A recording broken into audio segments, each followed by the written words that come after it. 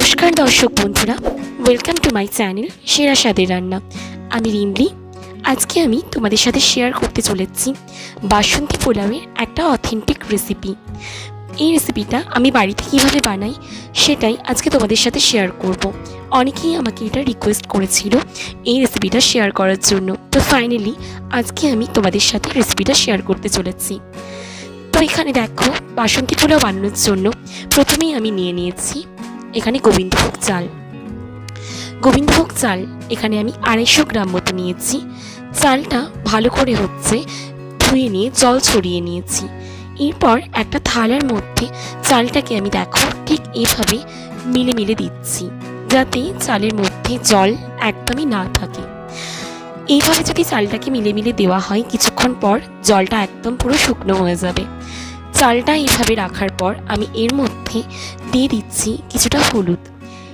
এখানে আমি কোনো রকম ফুড কালার ইউজ করব না। ফুড কালার ইউজ করা ছাড়াই বাসন্তী কালারের পুরো রঙটা চলে আসবে। আর দিচ্ছি এখানে আমি 1 চামচ মতন ঘি। আর দেবো আমি এখানে 1 চামচ মতন আদার রস। আর দেবো এখানে আমি অল্প করে একটু গরম মশলা পাউডার। তো এবার সমস্ত উপকরণগুলো দিয়ে খুব ভালো করে আমি চালটা ম্যারিনেট করে নেব।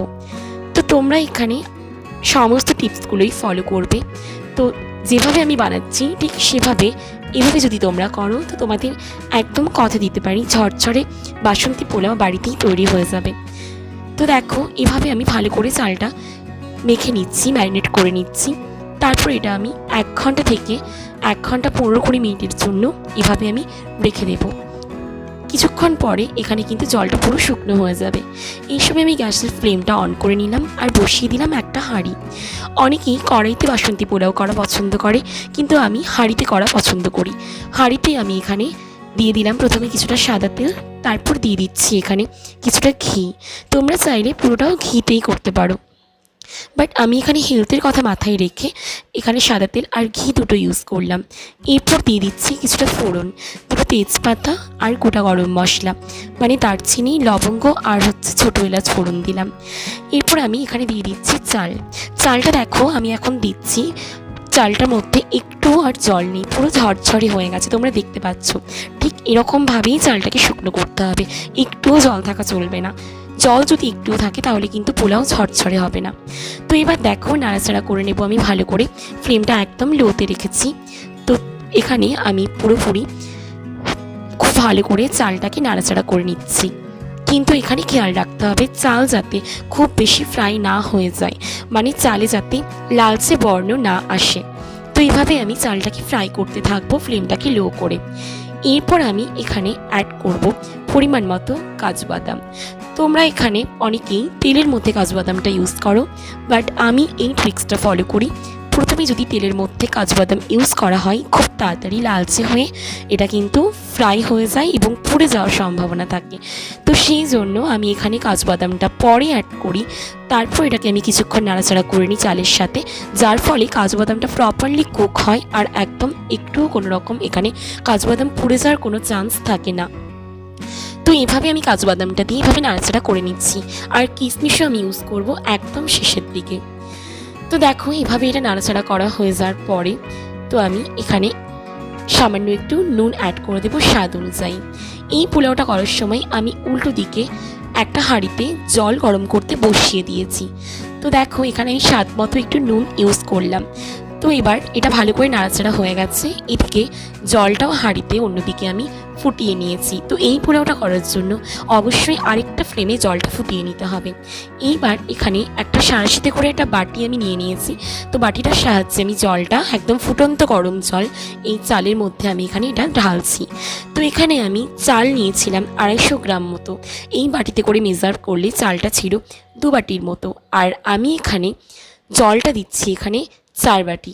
তো এখানে ফুটন্ত গরম জল, তো এখানে 4 বাটি দেওয়ার পর যথেষ্ট। তো তোমরা দেখবে যাতে চালটা দেওয়ার পর মোটামুটি 1 ইঞ্চির মতো জলটা উপরে থাকে, এটাই হচ্ছে কিন্তু পারফেক্ট রেশিও। এরপর আমি ঢাকা দেওয়ার পরে কিছুক্ষণ পরে মিনিট 5 পরে ঢাকাটা যেই খুললাম, দেখো এখানে পোলাওটা কিন্তু 80% পুরো কুক হয়ে গেছে। দেখো, দেখতে পাচ্ছ চালগুলো কতটা সুন্দর ঝরঝরে হয়ে গেছে।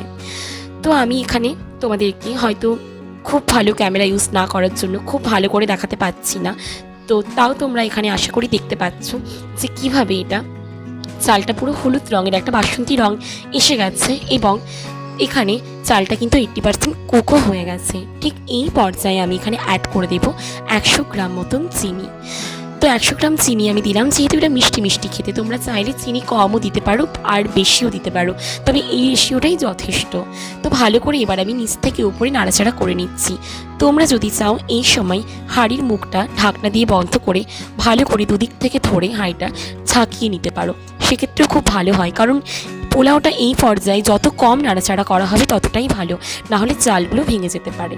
তো আমি হালকা হাতে এটা নাড়াচাড়া করে আবার আমি মিনিট 5 মতো একটু ঢাকা দিয়ে দিলাম একদম লো ফ্লেমে। 5 মিনিট পর এটা আমি ঢাকাটা খুলে দিচ্ছি। দেখো আমার বাসন্তী পোলাও একদম রেডি। এই পোলাওটা করতে কিন্তু খুব কম সময় লাগে, 15 মিনিটের মধ্যে বলতে পারো পোলাও হয়ে যায়। তো আমি খুব ভালো করে নাড়াচাড়া করে নিচ্ছি। দেখো পুরো ঝরঝরে হয়ে গেছে, পুরোটা কুক হয়ে গেছে, দেখতে পাচ্ছ কত সুন্দর, কাজু বাদামটাও পুরো ফ্রাই হয়ে গেছে এবং চালগুলো পুরো আলাদা আলাদা রয়েছে আর প্রপার কুকও হয়ে গেছে। তো এই পর্যায়ে আমি এখানে কিশমিশটা অ্যাড করব। কিশমিশ যদি তেলের মধ্যে প্রথমে দেওয়া হয়, কিশমিশটা কিন্তু পুরো ফুলে যায় এবং কিশমিশটা বাস্ট করে যায় অনেক সময়। তো সেই জন্য কিশমিশটা শেষে দেওয়া হলে এই ভাপে, মানে পোলাওটা তো গরম রয়েছে, এই ভাপে কিশমিশটা কিন্তু খুব সুন্দর প্রপার কুক হয়ে যায়। এবং আমি এখানে লাস্টে অ্যাড করছি স্বাদ অনুযায়ী ঘি, যাতে ঘিয়ের ফ্লেভারটা খুব ভালো আসে, আর জায়ফল একটু, জয়িত্রী সামান্য, আর গোটা গরম মশলা আমি এটা ড্রাই রোস্ট করে নিয়ে একটা পাউডার বানিয়েছিলাম, সেই পাউডারটা এখানে আমি দিয়ে দিলাম। তো আমি দেখো এরপর এখানে এই কিশমিশটা দিয়ে হাঁড়ির ঢাকনাটা আবার কিছুক্ষণের জন্য বন্ধ করে দেব। তো মিনিট 10-15 স্ট্যান্ডিং টাইম দিয়ে এভাবে বন্ধ করে রাখার পরে একদম পোলাওটা দেখো রেডি হয়ে গেছে। পোলাওটা আমি সার্ভ করে দিয়েছি, খুবই সুন্দর লাগছে দেখতে এবং খেতেও এটা ততটাই সুন্দর হয়েছে। তোমরা যদি এই রেসিপিটা ফলো করো অবশ্যই এরকম পোলাও তোমরা বানাতে পারবে। ভিডিওটা ভালো লাগলে একটা লাইক করে দিও আর অবশ্যই চ্যানেলটা সাবস্ক্রাইব করে পাশে থাকো। দেখা হচ্ছে আবার নেক্সট কোনো রেসিপি নিয়ে। টাটা।